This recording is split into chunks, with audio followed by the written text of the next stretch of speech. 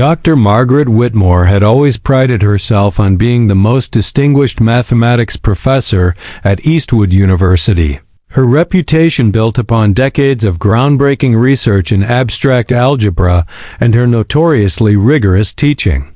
Methods that had earned her both fear and respect from countless students.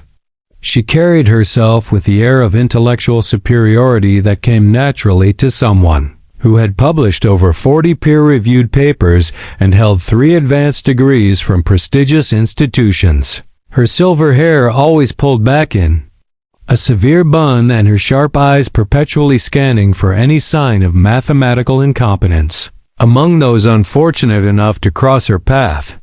On this particular autumn afternoon, as she hurried across the university campus toward the faculty parking lot, her mind was preoccupied with the complex theorem she had been working on for months, a problem so intricate that even her most gifted doctoral students had failed to grasp its fundamental concepts.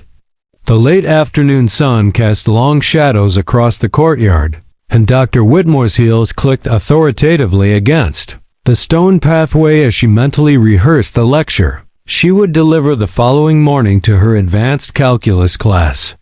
A group of students she had already dismissed as intellectually mediocre based on their performance during the first few weeks of the semester. Lost in her thoughts about mathematical proofs and academic excellence, Dr. Whitmore barely noticed the woman sitting quietly on a bench near the mathematics building, her attention focused on what appeared to be a children's coloring book spread across her lap. The woman, who looked to be in her early 30s, was dressed simply in faded jeans and a plain cotton sweater, her brown hair falling loosely around her shoulders as she carefully filled in the intricate patterns with colored pencils. Sarah Martinez had been waiting for her younger sister to finish her evening study group in the library, a routine she had maintained for several weeks since her sister had started taking remedial mathematics courses at the university. Sarah worked as a house cleaner for several families in the affluent neighborhood surrounding the campus, a job that barely paid enough to cover her modest apartment rent and help support her sister's education, but she never complained about the long hours or the physical demands of her work. She had dropped out of high school at 16 to help care for her ailing grandmother, sacrificing her own educational opportunities for family responsibilities, and now, at 32, she found solace in simple activities like coloring, which helped calm her mind after exhausting days spent scrubbing floors and cleaning bathrooms for people who rarely acknowledged her presence. Dr. Whitmore's attention was suddenly drawn to Sarah when she noticed the intricate geometric patterns the woman was creating with her colored pencils. Patterns that seemed to display an unusual level of mathematical precision and symmetry. Curiosity overcame her usual disdain for what she considered frivolous activities, and she approached the bench with the condescending smile she typically reserved for undergraduate students who struggled with basic concepts. "Excuse me, Doctor," Whitmore said, her voice carrying the tone of someone accustomed to being the smartest person in any room. "I couldn't help but notice your interesting approach to those patterns.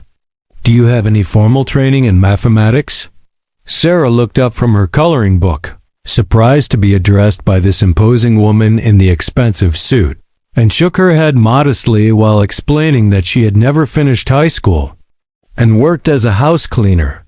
The professor's smile grew wider, and she felt a familiar surge of intellectual superiority as she recognized what she perceived as an opportunity to demonstrate her vast knowledge to someone who would surely be impressed by even the most basic mathematical concepts. "Well then," Dr. Whitmore announced with theatrical flair, "perhaps this would be an excellent learning opportunity for you. I'm going to present you with a mathematical problem, nothing too complex of course, but something that will give you a taste of what real mathematics looks like." She reached into her briefcase and pulled out a notebook, quickly scribbling what she considered to be a moderately challenging calculus problem involving derivatives and limits, the kind of question She might pose to a struggling undergraduate student as a gentle introduction to more advanced concepts. This problem deals with finding the instantaneous rate of change of a function at a specific point. She explained in the patronizing tone she had perfected over years of teaching, speaking slowly and deliberately as if addressing a child. Don't worry if you can't solve it completely. Most people without formal training find these concepts quite beyond their capabilities. Sarah accepted the piece of paper with quiet grace, her eyes scanning the equation while Dr. Whitmore settled onto the bench beside her, prepared to witness what she expected would be a futile attempt followed by an opportunity to deliver an impromptu mathematics lesson that would showcase her expertise and perhaps inspire this simple woman to appreciate the beauty of higher learning. What happened next would forever shatter Dr. Whitmore's assumptions about intelligence, education, and the nature of mathematical genius itself. Sarah studied the problem for no more than 30 seconds before picking up a pencil and beginning to write with fluid, confident strokes across the paper. Dr. Whitmore watched in growing amazement as Sarah not only solved the calculus problem with perfect accuracy, but did so using an elegant method that the professor herself had never encountered. A technique that demonstrated an intuitive understanding of mathematical relationships that typically took years of advanced study to develop. "This is interesting," Sarah said softly, her voice betraying none of the excitement that was building in Dr. Whitmore's chest. "But I think there's a more general solution that would work for an entire class of similar functions." Before the professor could respond, Sarah had filled the remaining space on the paper with a complex proof that extended the original problem into realms of mathematical theory that Dr. Whitmore recognized as being at the cutting edge of current research in her field. As Sarah continued to work, explaining her reasoning in simple, clear language that somehow managed to illuminate concepts that had puzzled Dr. Whitmore for months, the professor felt her worldview beginning to crumble around her. This woman, whom she had so casually dismissed as intellectually inferior based solely on her appearance and occupation, was demonstrating a level of mathematical insight that surpassed that of most PhD candidates in the university's mathematics department. Sarah's approach to the problem revealed not just computational ability but genuine mathematical creativity, the kind of innovative thinking that separated true mathematicians from those who merely memorized formulas and procedures.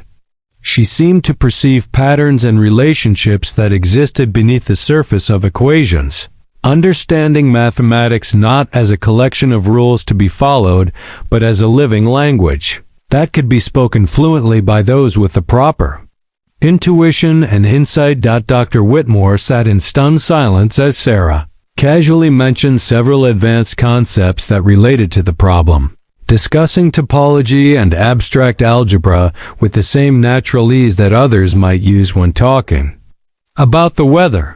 It became increasingly clear that Sarah's lack of formal education had not prevented her from developing an extraordinary mathematical mind, one that had somehow managed to absorb and internalize complex theoretical concepts without the benefit of textbooks, lectures, or guided instruction.